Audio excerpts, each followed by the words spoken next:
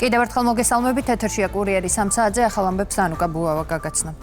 კოკაინი, ჰეროინი და ექსტაზი ბათუმში ჩატარებული საპოლიციო ღონისძიების შედეგად სამართალდამცველებმა განსაკუთრებით დიდი ოდენობით ნარკოტიკული საშუალებების უკანონო შეძენა, შენახვისა და ნარკოდანაშაულში დახმარების ფაქტებზე უცხო ქვეყნის 2 მოქალაქე დააკავეს.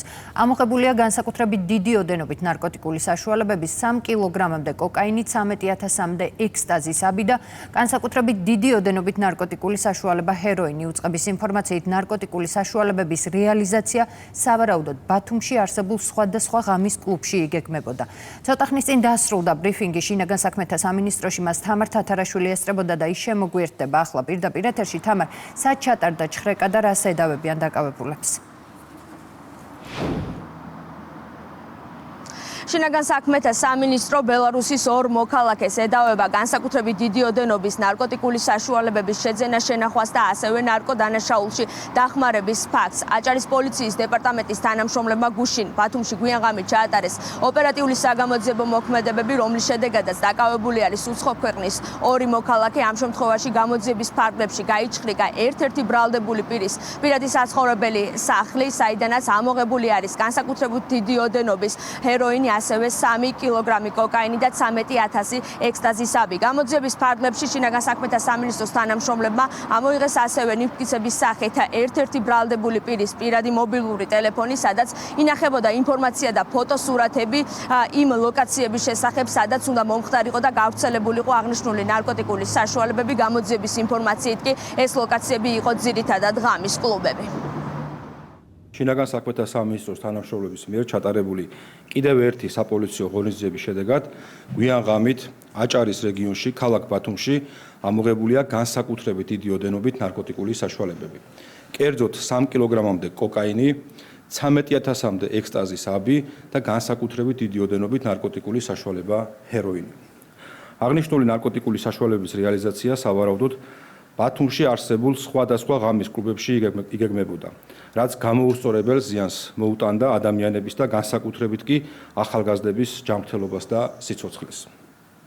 აჭარის პოლიციის დეპარტამენტის ბათუმის საქალაქო სამმართველოს თანამშრომლებმა ოპერატიული ღონისძიებისა და საგამოძიებო მოქმედებების შედეგად განსაკუთრებით დიდი ოდენობით ნარკოტიკული საშუალებების უკანონო შეძენა, შენახვისა და ნარკოდანაშაულში დახმარების ფაქტებზე ბელარუსის 2 მოქალაქე, 2000 წელს დაბადებული რს და 2004 წელს დაბადებული მვ დააკავეს.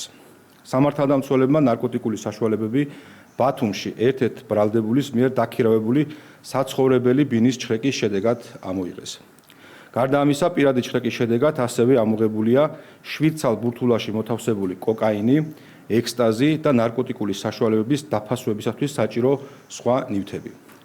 ამასთან ერთ-ერთი ბრალდებულის მობილურ ტელეფონში აღმოჩენილია ნარკოტიკული საშუალებების რეალიზაციისთვის შერჩეული კონკრეტული ლოკაციების ფოტოსურათებიც. დანაშაული 20 წლამდე ან უვადო თავისუფლების აღკვეთას ითვალისწინებს. შინაგან საქმეთა სამინისტრო აქტიურად აგრძელებს შესაბამის კომპლექსურ საგამოძიებო მოქმედებებს აღნიშნულ ნარკოდანაშაულის ფაქტთან შესაძლო კავშირში მყოფი სხვა პირების დადგენისა და სისხლის სამართლის პასუხისმგებაში მიცემის მიზნით. გამოძიება სისხლის სამართლის კოდექსის 260 და 18-260 ტერცია მუხლებით მიმდინარეობს. შინაგან საქმეთა სამინისტრო მთელი ქვეყნის მასშტაბით განაგრძობს ნარკოტიკების უკანონო ბრუნვისა და გავრცელების წინააღმდეგ უკომპრომისო ბრძოლას და ნარკოდანაშაულში ბრალდებული პირების მიმართ კანონით განსაზღვრული უმკაცრესი ზომების გატარებას. ჩვენი უწყება ნარკოდანაშაულის წინააღმდეგ ბრძოლის შედეგების შესახებ საზოგადოებას ინფორმაციას პერიოდულად კვლავ მიაწვდის.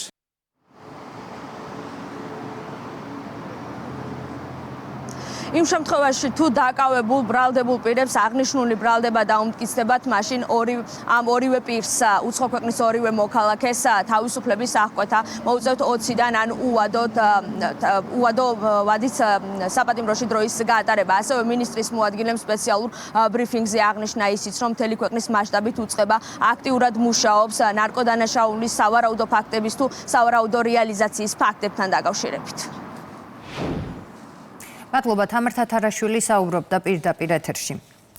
ვაკეს საბურთალოს პოლიციამ ჯგუფურად ჩადენილი ყაჩაღობის ბრალდებით სამი პირი დააკავა. გამოძიებით დადგინდა, რომ ბრალდებულები თბილისში ღამის საათებში აირის პისტოლეტის გამოყენებით თავს დაესხნენ უცხო ქვეყნის მოქალაქეს. იარაღის დემონსტრირებით და სიცოცხლის მოსპობის მუქარით მოსთხოვეს თანხა და ნივთები. უკანონოდ დაეუფლნენ კომპიუტერულ ტექნიკას, სხვადასხვა ძვირად ღირებულ ნივთებს და შემთხვევის ადგილიდან მიიმალნენ. პოლიციამ სამივე მათგანი მომხდარიდან მალევე დააკავა. ნივთმტკიცებად ამოღებულია დანაშაულის ჩადენის იარაღი და ყაჩაღობის შედეგად დაუფლებული ნივთები. დანაშაული 11-დან 15 წლამდე ვადით თავისუფლების აღკვეთას ითვალისწინებს. აჭარის პოლიციამ კი ცეცხლსასროლი იარაღისა და საბრძოლო მასალის უკანონო შეძენა, შენახვისა და ტარების ფაქტებზე თურქეთის მოქალაქე დააკავა. ბათუმსა და ხელვაჩაურში ბრალდებულის პირადი და დროებითი საცხოვრებელი სახლის ჩხრეკისას სამართალდამცველებმა ნივთმტკიცების სახით ამოიღეს ცეცხლსასროლი იარაღები, 14 საბრძოლო ვაზნა და რამდენიმე მჭიდი. ცეცხლსასროლი იარაღისა და საბრძოლო მასალის უკანონო შეძენა, შენახვისა და ტარების ფაქტებზე გამოძიება სისხლის სამართლის კოდექსის 236 მუხლის მესამე და მეოთხე ნაწილებით მიმდინარეობს. დანაშაული 7 წლამდე ვადით თავისუფლების აღკვეთას ითვალისწინებს. ომი გრძელდება უკრაინაში. გასულ ღამით რუსულმა საავიაციო ძალებმა ომში მყოფი ქვეყნის მიმართულებით უპილოტო საფრენი აპარატები გაუშვეს. სამიზნე ობიექტი ზაპოროჟიე და კიევის ოლქია. თავდასხმის შედეგად დაზიანდა საწყობები და სასოფლო-სამეურნეო ტექნიკა, ნაწილობრივ დაინგრა კერძო საწარმო შენობა. არიან დაშავებულებიც. თავის დაცვას ცდილობს და საპასუხო შეტევას ახორციელებს უკრაინაც. რუსეთის სხვადასხვა აეროპორტში მომეტებული საფრთხის გამო გადაიდო ფრენები. სახმელეთო სამხედრო ობიექტებთან ერთად კიევის სამიზნეა ნოვოროსიისკის პორტით, სადაც სანაპიროს დასაცავად მაღალი ღირებულების სამხედრო ტექნიკაა განთავსებული. უკრაინაში არსებული ვითარება ომში მყოფი ქვეყნის პრეზიდენტმა ამერიკელ კოლეგასთან განიხილა. კომუნიკაცია ვოლოდიმერ ზელენსკისა და დონალდ ტრამპს შორის ტელეფონით შედგა. მხარეებმა ისაუბრეს ამერიკულ სამხედრო დახმარებაზე და საჰაერო თავდაცვის სისტემებზე, რომლის მიღებაც უკრაინის პრეზიდენტ შტატების მხრიდან სურს. ვოლოდიმერ ზელენსკიმ სატელეფონო საუბარს ნაყოფიერი უწოდა. დეტალებზე არ საუბრობს თავად დონალდ ტრამპი. მინდა ვისაუბრო შეერთებული შტატების პრეზიდენტთან კომუნიკაციაზე. ეს ალბათ მთელი ამ ხნის განმავლობაში საუკეთესო და ყველაზე პროდუქტიული საუბარი იყო. ჩვენ განვიხილეთ საჰაერო თავდაცვის საკითხები და მადლობელი ვარ დახმარების სურვილისთვის. პატრიოტის სისტემა სწორედ ბალისტიკური საფრთხეებისგან დაცვის გასაღებია. ასევე განვიხილეთ კიდევ რამდენიმე მნიშვნელოვანი საკითხი, რომლებზეც ჩვენი გუნდები უფრო დეტალურად იმუშავებენ მომავალ შეხვედრებზე. დრონებთან დაკავშირებით ამერიკულ მხარესთან ერთობლივი მუშაობის საგრძნობლად გაზრდაზე შევთანხმდით. მიმდინარე კვირას შეთანხმებაა მიღწეული უკრაინის თავდაცვის სამინისტროსა და ერთ-ერთ წამყვან ამერიკულ კომპანიას შორის. ეს უკრაინას უკვე წელს კიდევ 100,000 დრონს მისცემს. უკრაინის საკითხებში ამერიკის პრეზიდენტის სპეციალური წარმომადგენელი კიტ კელოგი ამერიკის პრეზიდენტ დონალდ ტრამპსა და უკრაინის პრეზიდენტ ვოლოდიმერ ზელენსკის სატელეფონო საუბარს გამოეხმაურა. ორივე პრეზიდენტი აცნობიერებს ახალგაზრდების დანაკარგის ტკივილს მშვიდობიან დროსა და ომის პირობებში. თანაგრძნობა არის ლიდერობის მთავარი შემადგენელი ნაწილი, აღნიშნავს დონალდ ტრამპის სპეციალური წარმომადგენელი. უკრაინაზე რუსეთის დარტყმების ტალღა მკაცრად დაგმო. გაეროს გენერალურმა მდივანმა ანტონიო გუტიერეშის თქმით, იერიშები კვლავ საფრთხეს უქმნის ზაპოროჟიეს ატომურ ელექტროსადგურზე ბირთვულ უსაფრთხოებას. გუტიერეშმა შეშფოთება გამოთქვა სახიფათო ესკალაციისა და მშვიდობიან მოსახლეობაში მსხვერპლის ზრდის გამო. მან კიდევ ერთხელ გაიმეორა, რომ მშვიდობიან მოსახლეობასა და კრიტიკულ ინფრასტრუქტურაზე თავდასხმები აკრძალულია საერთაშორისო სამართლით. გაეროს გენდივანი ცეცხლის დაუყოვნებლივ და უპირობო შეწყვეტის მოწოდებით გამოვიდა. ანტონიო გუტიერეში მკაცრად გმობს რუსეთის მიერ უკრაინაში დრონებითა და რაკეტებით განხორციელებული თავდასხმების უახლეს ტალღას. დარტყმები კვლავ საფრთხეს უქმნის ზაპოროჟიეს ატომურ ელექტროსადგურზე ბირთვულ უსაფრთხოებას. ამ დარტყმებმა შეაფერხა ზაპოროჟიეს ატომური ელექტროსადგურის ენერგომომარაგება, რაც კიდევ ერთხელ ხაზს უსვამს ბირთვული უსაფრთხოებისთვის არსებულ რისკებს. გენერალური მდივანი კიდევ ერთხელ მოუწოდებს რუსეთს უკრაინაში სრული დაუყოვნებლივი და უპირობო ცეცხლის შეწყვეტისკენ, რაც იქნება პირველი ნაბიჯი სამართლიანი, ყოვლისმომცველი და მდგრადი მშვიდობისკენ. გაეროს ქარტიის, საერთაშორისო სამართლისა და გაეროს შესაბამისი რეზოლუციების გათვალისწინებით. ბრიტანეთში აცხადებენ, რომ სირიასთან დიპლომატიურ ურთიერთობებს აღადგენენ. ბრიტანეთის საგარეო საქმეთა მინისტრი დეივიდ ლემი დამასკოს ეწვია და სირიელ ხალხს 94 მილიონი ფუნტის დახმარებას დაპირდა. ბოლო 14 წლის განმავლობაში სირიაში ეს ბრიტანეთის საგარეო საქმეთა მინისტრის პირველი ვიზიტია. ეს ვიზიტი ისტორიული მნიშვნელობისაა. აქ ბრიტანელი ხალხის სახელით ვიმყოფები, რომლებიც მუდმივად სოლიდარულები იყვნენ სირიელი ხალხის მიმართ. მოვედი აქ იმისთვის, რომ მხარში დაუდგეს სირიელ ხალხს. ირანის უზენაესი ლიდერი აიათოლა ალი ხამენეი რელიგიურ ღონისძიებაზე მივიდა. ეს მისი პირველი საჯარო გამოჩენაა ბოლო რამდენიმე კვირის განმავლობაში. მას შემდეგ რაც ვრცელდებოდა ინფორმაცია, რომ ის უსაფრთხო ადგილას იყო 12-დღიანი ომის პერიოდში. უსაფრთხოების მიზნებიდან გამომდინარე ხამენეი ომის დროს წინასწარ ჩაწერილ შეტყობინებებს ავრცელებდა და არ ესწრებოდა საჯარო ღონისძიებებს ამასთან. მანამდე ისრაელის თავდაცვის მინისტრმა ისრაელ კაცმა განაცხადა, რომ ირანის სულიერი ლიდერის აიათოლა ალი ხამენეის ლიკვიდირების სურვილი ჰქონდა, თუმცა არა შესაძლებლობა. ისრაელმა ირანის წინააღმდეგ სამხედრო ოპერაცია 13 ივნისს დაიწყო, რა დროსაც დარტყმები განხორციელდა სამხედრო და ბირთვულ ობიექტებზე. პასუხად ირანმა ისრაელზე რაკეტებითა და დრონებით მიიტანა იერიში. ისრაელელი მძევლების ოჯახის წევრებმა ანტისამთავრობო აქცია გამართეს და პრემიერ-მინისტრ ბენიამინ ნეთანიაჰუს მძევლების სახლში დაბრუნება მოსთხოვეს. ეს მას შემდეგ მოხდა, რაც ჰამასმა განაცხადა, რომ ამერიკის შუამავლობით მომზადებულ წინადადებას ღაზაში ცეცხლის შეწყვეტის შესახებ დადებითად პასუხობს. გვინდა მივმართოთ ამერიკის შეერთებული შტატების პრეზიდენტს დონალდ ტრამპს. ბატონო პრეზიდენტო, ბოროტ ისრაელში, ვინც მუდმივად ომის მომხრეა, ყველაფერს გააკეთებს ამ ომის გასაგრძელებლად. გთხოვთ ნუ მისცემთ ამის საშუალებას. ჩვენ გვინდა მშვიდობა ახლო აღმოსავლეთში. მხოლოდ თქვენ შეგიძლიათ ციცოცხლე დაუბრუნოთ სიკვდილით სავსე რეგიონს. ილონ მასკი ახალ პოლიტიკურ პარტიას ამერიკის პარტიას აფუძნებს. ამის შესახებ ინფორმაცია სოციალურ ქსელში ავრცელებს, სადაც ამ განცხადებამდე მან ონლაინ გამოკითხვა ჩაატარა. მასკის გამოკითხვაში მონაწილეთა უმრავლესობამ ახალი პარტიის შექმნის იდეას მხარი დაუჭირა. თქვენ გსურთ ახალი პოლიტიკური პარტია და მიიღებთ კიდეც. როდესაც საქმე ეხება ჩვენი ქვეყნის გაკოტრებას ფლანგვითა და კორუფციით, ჩვენ ერთპარტიულ სისტემაში ვცხოვრობთ, არა დემოკრატიაში. დღეს ამერიკული პარტია შეიქმნება იმისთვის, რომ თქვენი თავისუფლება დაგიბრუნოთ, წერს ილონ მასკი სოციალურ ქსელ X-ზე. ტეხასში წყალდიდობის შედეგად დაღუპულთა რიცხვი 27-მდე გაიზარდა, მათ შორის 9 ბავშვი. ადგილობრივი ხელისუფლება კიდევ ეძებს ადამიანებს, რომლებიც მდინარე გვადალუპეს ნაპირზე მოწყობილ ქრისტიანულ საზაფხულო ბანაკში იმ დროს იმყოფებოდნენ, როდესაც მდინარე ადიდდა.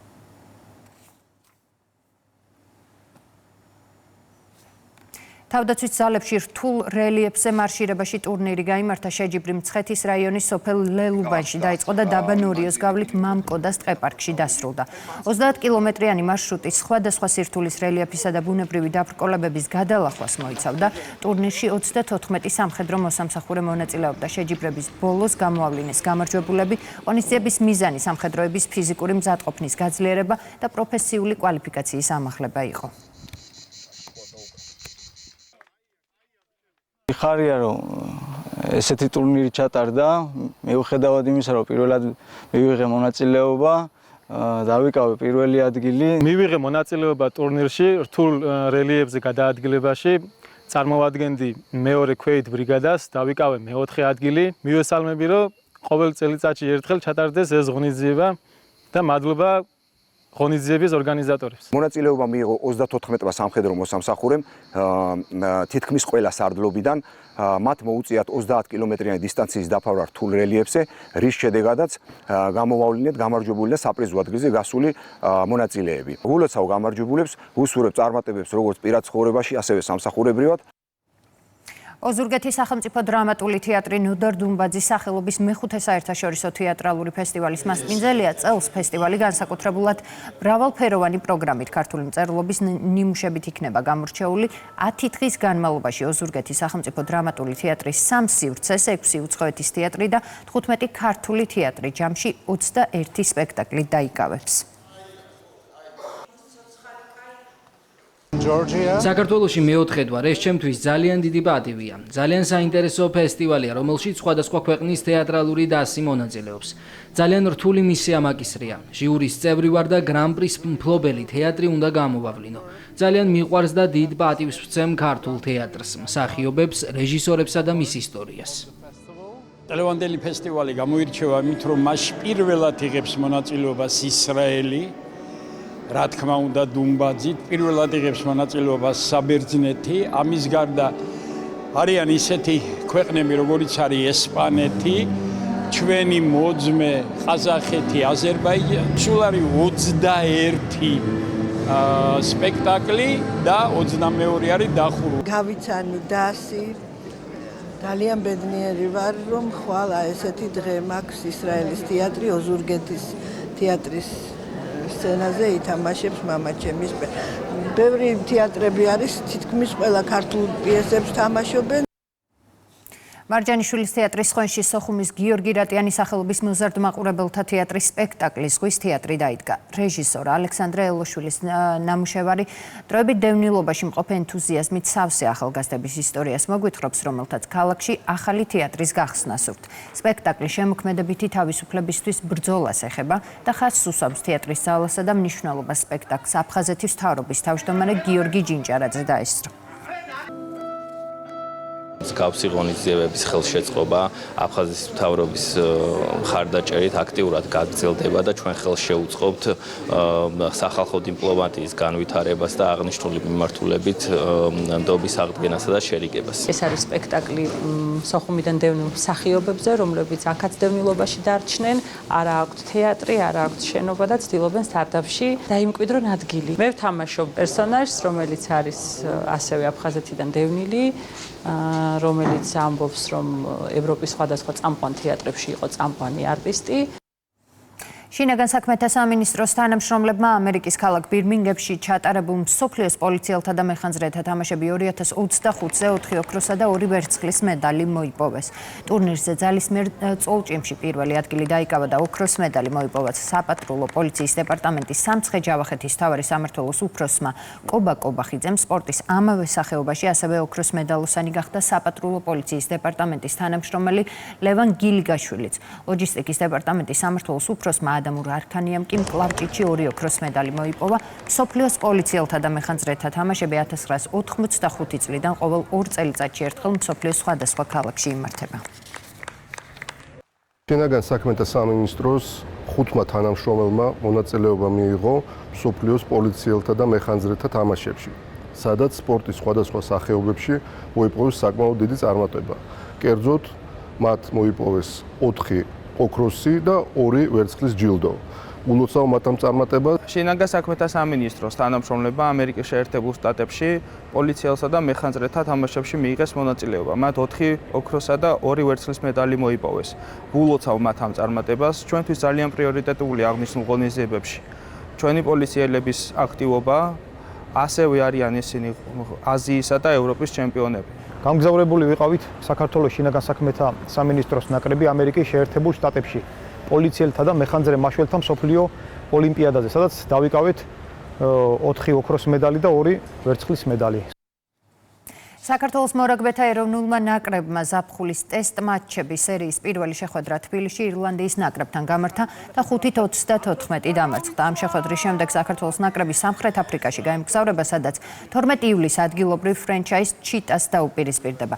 19 ივლისს კი მსოფლიოს მოქმედ ჩემპიონს სამხრეთ აფრიკის ნაკრებს შეხვდება.